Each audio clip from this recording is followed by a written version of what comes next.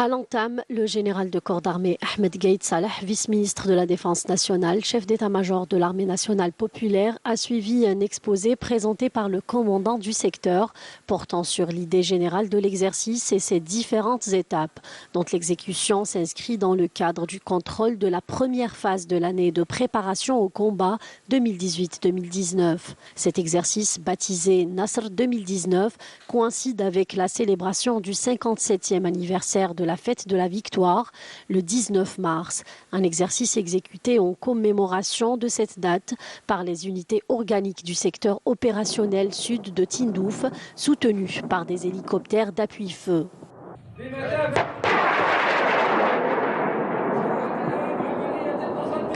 Au niveau du champ de tir et de manœuvre du secteur opérationnel sud de Tindouf, le général de corps d'armée a suivi les diverses étapes d'exécution de cet exercice qui a pour objectif d'élever les capacités de combat et l'interopérabilité entre les différentes forces, en sus de l'entraînement des commandements et des états-majors à la préparation, la planification et la conduite des opérations contre les éventuelles menaces, ainsi que de permettre aux éléments et équipages d'acquérir davantage d'aptitudes en termes de maîtrise et d'emploi des différents systèmes d'armement.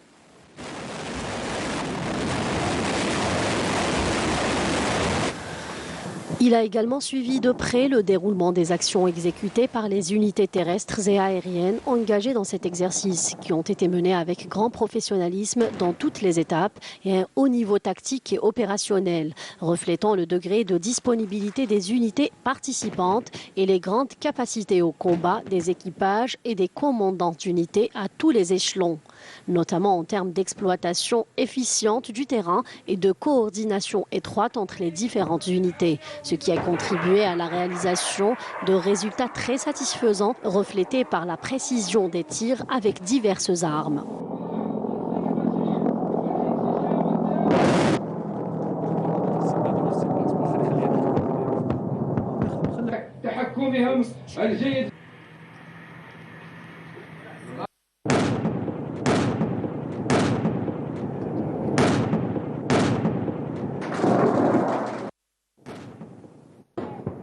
À l'issue de l'exercice, le général de corps d'armée s'est réuni avec les éléments des unités ayant exécuté cet exercice. Il les a félicités pour leurs efforts considérables fournis tout au long de l'année de préparation au combat 2018-2019, notamment lors de la préparation et de l'exécution de cet exercice couronné d'un succès total. Ahmed Gaïd Salah a également souligné que le développement effectif et l'amélioration réelle du rendement nécessitent d'accorder une importance capitale à la préparation et à l'exécution de ces exercices d'évaluation de différents niveaux et plans, rappelant à l'ensemble des participants que l'exécution de cet exercice coïncidant avec la fête de la victoire porte une profonde symbolique, une occasion à travers laquelle le général de corps d'armée a présenté ses vœux à tous les personnels de l'armée nationale populaire.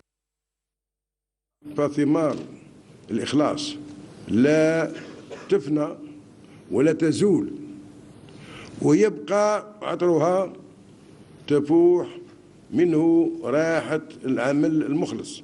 لله وللوطن. Les fruits du dévouement ne fanent et ne disparaissent jamais et leur parfum marquera toujours tout travail dévoué à Allah et à la patrie.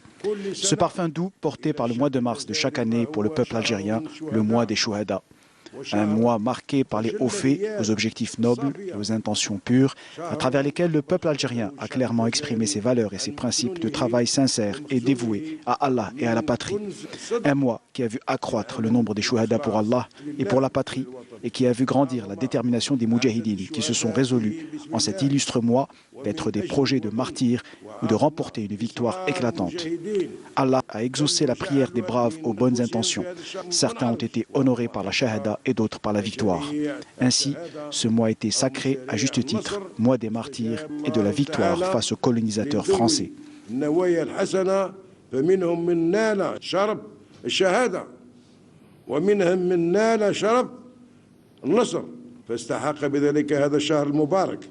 بأن يكن بشهر الشهداء وبشهر النصر على الاستعمار الفرنسي. À l'issue, le général de corps d'armée a visité quelques unités du secteur, à l'instar du 24e régiment blindé, où il a inspecté ces différentes structures, notamment des infrastructures dédiées à la préservation et la maintenance du matériel et des équipements de cette importante unité, comme il s'est enquis des conditions de travail de ses cadres et ses personnels.